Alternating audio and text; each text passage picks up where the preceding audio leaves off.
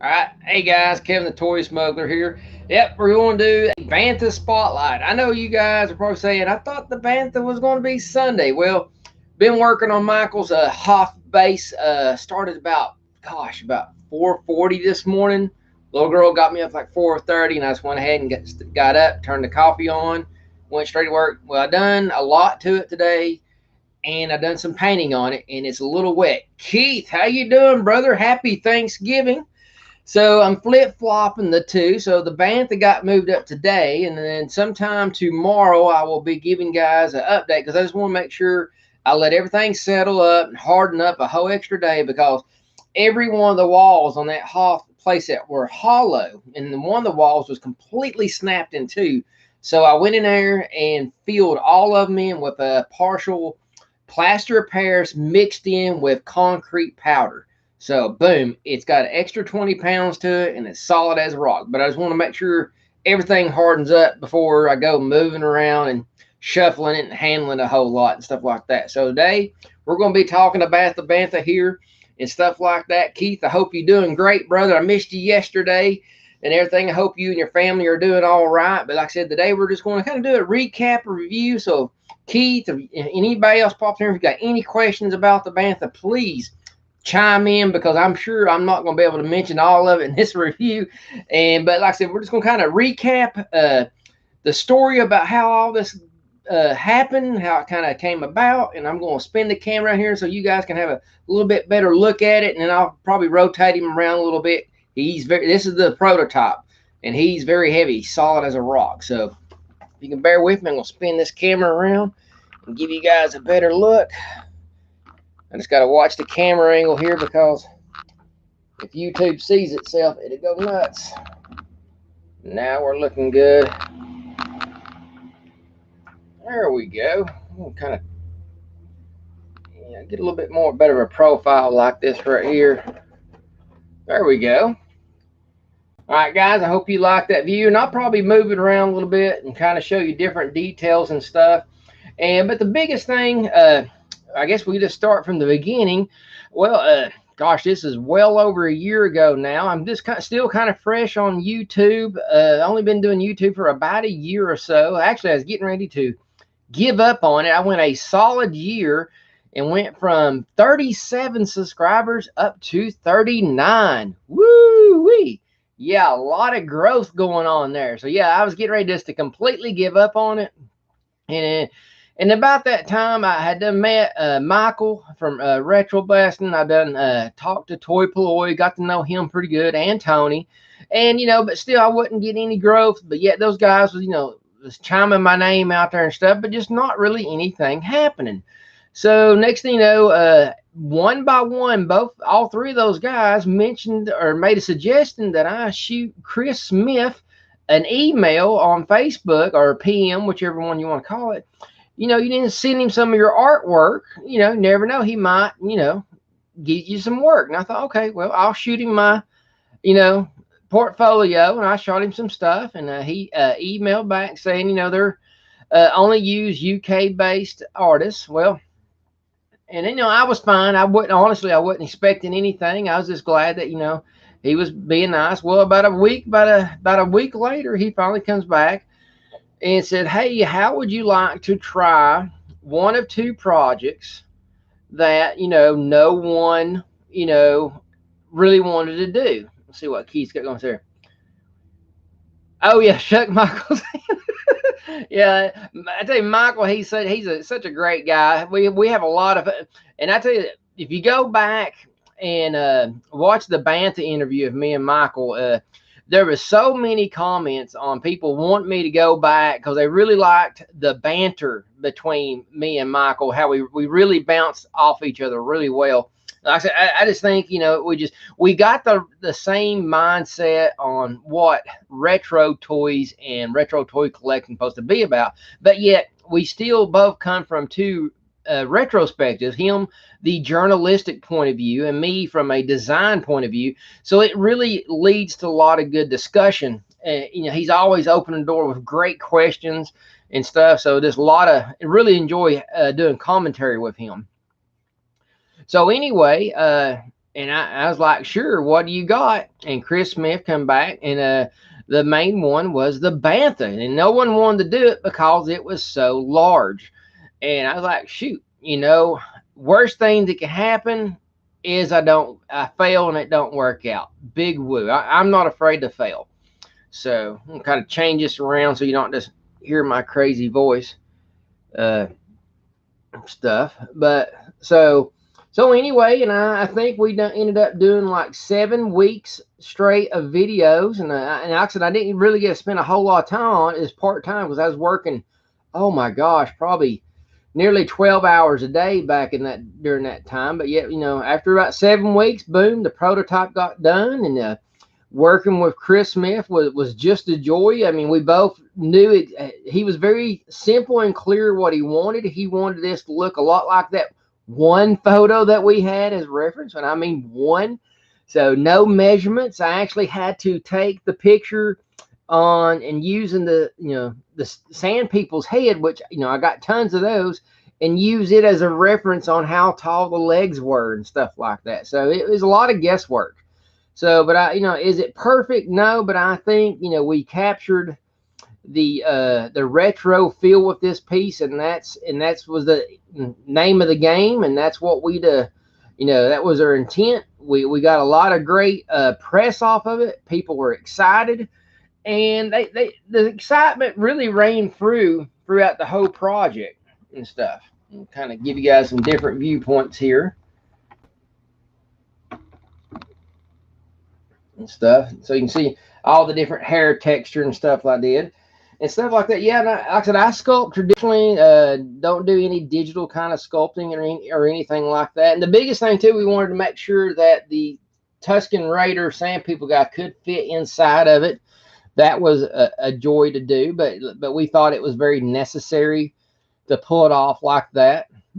And like I said, we did it just the same way they constructed it, with the tail non-movable.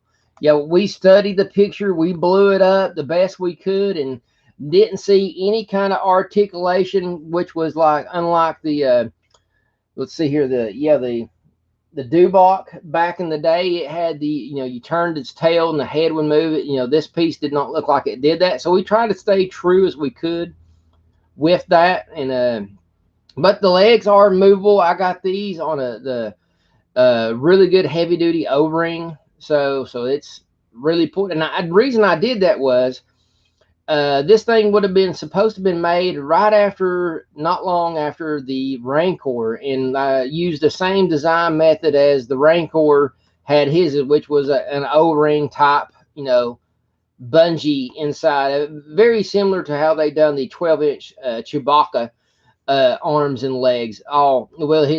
Just his arms. His legs were actually in a ball joint, not a ball joint, but a hinge joint and stuff. So we tried to stay true to what we thought they were trying to pull off, and the color scheme should be about the same as what you see here. I mean, there's probably a shade difference. I don't know how the China people are going to do all that. I'm going to kind of give you guys an above view here, as smooth as I can.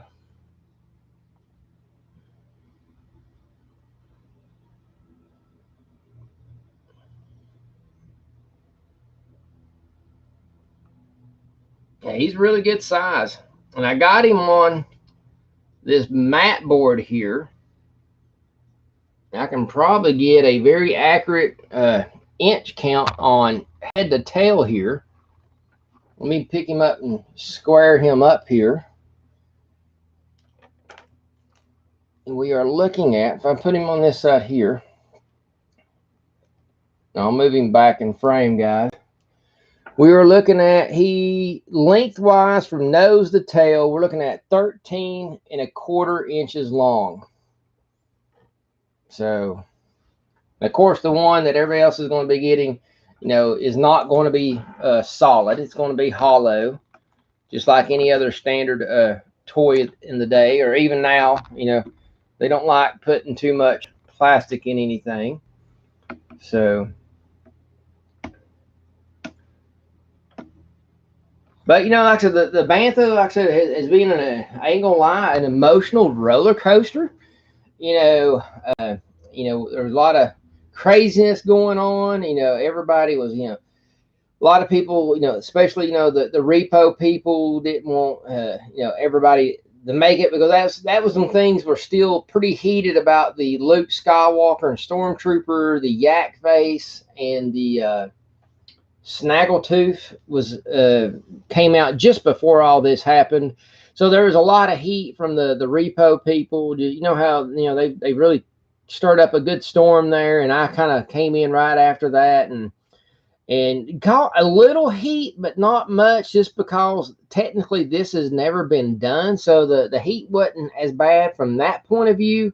But then when the price point came out, there was a little bit of heat coming off that. But people don't understand. Me and Chris, especially Chris, he does this.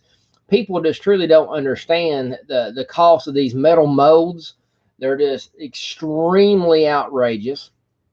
I mean, that's where the bulk of your money goes to and everything. And you take how much a mold costs for a 3 3/4 versus this behemoth, man. The plates on this thing was probably a 2 foot pushing, probably a 1.5 foot by 2 foot big metal plates. They're been big enough. A single human being probably could not pick them up. That's just one side of it. So just to kind of give you guys a true identity of what these things are and everything. I mean, they're extremely expensive, hard to tool out, and it's slowly becoming a dying phase. I'm sure somewhere in the near future, it's all going to be a 3D style type printing deal.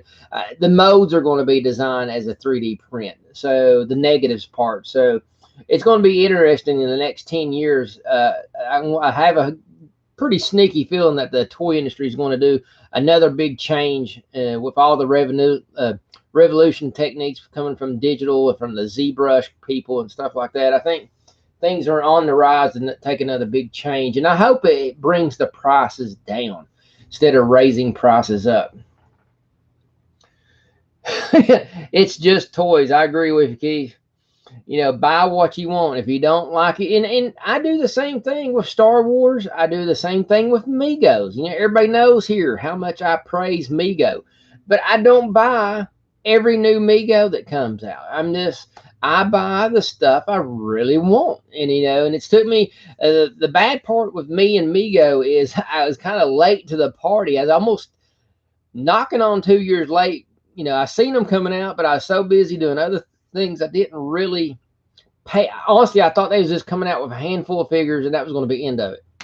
So, and I didn't honestly put too much 2 cents worth into it. And then next thing I know, they're like going strong, and then they coming out with these really cool Star Trek figures and stuff, and now they're starting to catch my eye. And then I thought, well, is this the end of it? And then next thing you know, there's more and more waves coming out. And then next thing you know, it's all right. And then once I bought one, I've not looked back. Awesome. Yeah, we finally got the Stan Lee here in Dalton, Georgia, just probably about 3 weeks ago. Finally, our new Walmart. We call the new Walmart. It's the newer Walmart of the two. Well, they finally started carrying Megos, but the old Walmart actually got one in. Actually, got 2 of them in. Got one of those and that new figure from the new Star Trek line. The alien figure in the blue suit. I don't know who. I didn't buy that because I'm not familiar with the character, but I did pick me up a Captain Picard. I really liked his character. Like I said, I remember watching a lot of those episodes. I know I didn't watch all of them, but he was the main character. I watched it for him. Sebastian, awesome. Glad you are here this evening. Yeah, cool, but it's bit sad too. I miss Stan. Yeah, I agree. We lost an icon in the world of entertainment, comics and stuff like that. And he introverted into the movie scene. Vintage Toys, thank you very much. Coming from the UK, awesome. Thank you very much on the Bantha. Like I said, I always love the UK people that pop on. They really been a huge supporter of the Toy Smuggler channel. UK and Australia. I got that's 2 big. They're almost as big as the United States. So thank you guys for hopping on board. Yeah, the Bantha. like I said, it caught a lot of heat. I'm not gonna lie, but the way I looked at it in the long run was, even though it got a lot of heat, it kept the attention alive. The only thing I hate is I still think a lot of people missed out on this, even though a little over 2 months ago I made videos. We put it on the Fan Strike Back. We sent it out and said, all right, this is the last call. Less than 2 months. We gave everybody roughly almost 2 months to hop on and get it. Because I'm here to tell you, people, even though it was at around the, I think, $230 range, when the secondary market, this thing's going to go up to pushing $500 quickly. I'm just here to tell you, I think they're only making, don't quote me on this, but it's somewhere in the ballpark of around 300. So with that said, that's an extremely low number, which is going to drive the aftermarket price up. So if you missed out, I hate it for you, because this one is going to be extremely, extremely super rare. So I hate that. So, but like I said, one great thing it did teach me, it really, this did boost my YouTube. Like I was telling you guys, I was at 39 subscribers before I started making the videos for Chris Smith. And by the time I got done with the interview with Michael and Retroblasting, I think I had over 350 by the end of that week. So I gained over 325 off that one video alone. Somewhere it's over 300, I think. But I think I gained like 50 some during the 7-week process. Not a lot. I was actually quite shocked that I didn't get as much as what I did. So yeah, that's kind of funny. I'm glad, it's kind of funny you said that, Keith. Actually hanging on my wall, the carded Spider-Man that I created, and Stan Lee, that their home is right beside each other. So yeah, it looks really cool. And that's where they should be. That would be an obvious, but getting the rights, you have to deal with the Marvel people, then they're going to have to deal with the Stan Lee people. Paul, it probably just drive Paul up the wall trying to deal with that. I couldn't imagine the headache that would be, even though he would love to do it. I know they would. So that's the biggest thing. People don't, a lot of you guys, you just do something. No, you got to get permission to do these things. And it's the funny thing is, these people that has the rights to this stuff, you think that they would want to get their product out quickly, but yet they seem to be the ones that cause the hangups. It's very weird. Don't make a lot of sense. Oh yeah, I can do one myself, easy. Yeah, no problem there.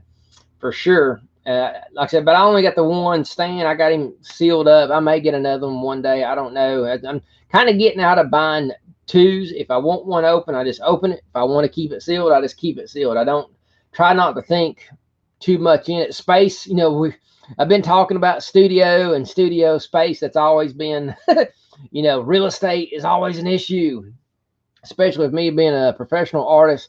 And, I got an office and everything, and it just seems like I'm constantly, I know I drive my wife crazy about every 6 weeks. I'm doing a complete overhaul. But I think I finally actually got this set up to now to where I got a good flow. I got a lot of elbow room. I don't feel crowded.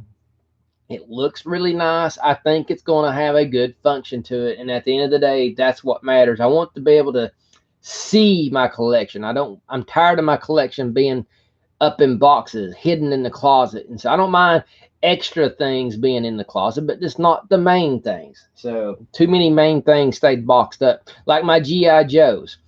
I showed you guys before. I don't know if you got to see it, Keith, since you're on here, but I'll give you a quick spin here, Keith, because I don't think you've seen the new studio set up, but I finally got the G.I. Joes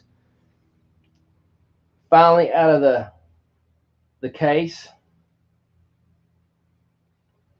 And done a quick wrap around here. Changed that corner.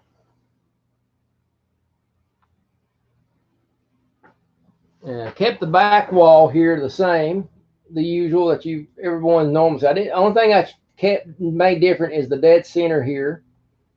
Made some changes there. Hold on, guys. Give me a second here and give Keith here a quick shot. Here's the new wall. This is where all the big changes happened. Got the Death Star up there. Fortress of Fangs. Got that new hut that I built. Got an Indiana Jones shelf. Actually, an action adventure shelf.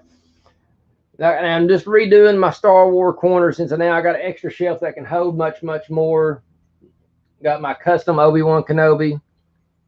So, really enjoyed that setup. And I took all the figures off this thing and turned this into completely a supplies-only shelf. So, there's a quick run. Yeah, Keith, if you get time after this video, you can go back to my last video, last couple videos. I done more in-depth on that if you want to check that out and everything and stuff. But yeah, but overall, guys, the bottom line at the end of the day, after all that negativity was going on, everyone said there's just no way in the world that the Bantha would ever cross the finish line. And fast forward now to the future, we have found out, boom, the Bantha made it. It is made it, and it's going to be, it's in production right now. So for all you naysayers, too bad. I mean, and you know what? And me, Cron, and Smith, we all said it was going to cross the finish line. It just needed to take time. And did all the negative people slow it down a little bit? Yes. At the end of the ball game, did it matter? No. Thank you, Keith. I hope you enjoyed the Mandalorian review. That was a fun one to do. Fun to look at all the different little comparison and a couple of little differences. That's where, like I said, if I buy any kind of Star Wars stuff, it's probably going to be Mandalorian related. I couldn't tell you how many times I passed already on the Luke and Yoda 2-pack. I've passed it up 6 or 7 times already. You know, I'm not paying $40 for that. You know, if it up in my Walmart drops them down to 20, maybe. But right now, I mean, because I got both figures, the only thing different, Luke's got a different shirt. You know, I'm just not that hard up on that kind of minute details. I mean, I got a nice Bespin Luke. I'm good. You know what I'm saying? So I'm not a completist when it comes to this stuff anymore. So as long as I get, like I said, collect what you like. If you don't like it, don't worry about it. Save your money for something you do like. I mean, that you'll end up liking you'll enjoy your collection a lot better and stuff. And so, like I said, this thing turned out, like I said, I was very pleased with it. And I even thought about doing this, guys. Like I said, I own the original mold that I made the parts off of.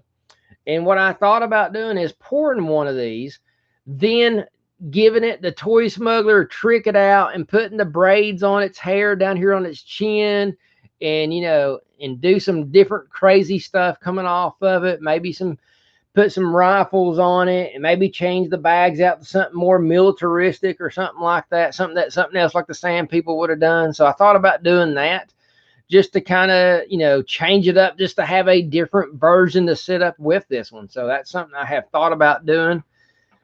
And especially on the braids thing, I think that, and then even giving it a slightly different color scheme with some lighter hair involved too. So kind of change it up a little bit. And like I said, I honestly, I can't wait till the box version comes out. And that's something I want to mention this too. Me and Michael from Retro Blasting done talked with Cron, and when we get those in, the official unboxing will be done on Retro Blasting. So I will be going down to Michael's, and we will be opening it up right there for all of you to see and enjoy. I mean, it's exciting. I'm really can't wait for that day to happen. Actually, Michael has set a special place in the bookcase to be right behind him, you know, right there where he has, you know, the main vintage Star Wars that he got. I think he said if you're looking at him on the screen, it would be in the case, excuse me, on the top right-hand corner. I think it's where one of the versions of the Jabba's dungeon is at right now. There's like 2 different versions, but he's going to pull the second version out and put it up there. And I think, to me, that was just a huge, amazement that that's how he's treating this, with the same much respect as a Kenner version figure as mine. So that to me, I'm just, blown away by that. So thank you, Michael, once again for doing that and allowing me to come down there soon to do that. Like I said, it's going to be an exciting video. And guys, I'm going to wrap it up here. I got to go and get me some sleep a little bit. I got to go work at the TV station late tonight. Going to be live on Football Friday. It's the last night, so we got to go up there and have a wild one, if you know what I mean. Going to be loads of fun, but I got to get some sleep. Like I said, I've been up since 4:30.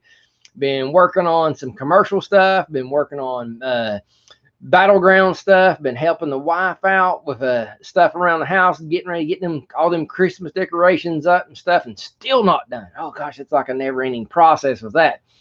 So, but guys, I just want to thank you all for joining me. And like I said, tomorrow I'm going to try sometime tomorrow. If it gets out there tomorrow, it will be early in the morning. It will be before 10 o'clock because I have art class at 10:30, and then I got people coming in for Thanksgiving dinner. So if I don't have a video by 10:30, boom, it will be on Sunday. So if you don't see it by 10:30, just hold out for me until Sunday. I'll have the video on the 12-inch scale Hoth Echo base Star Wars to share with you guys. So it'd be really cool to check that out. So guys, you all have a safe and happy Thanksgiving weekend and be good. I'm the Toy Smuggler. Guys, have a great evening. See you later.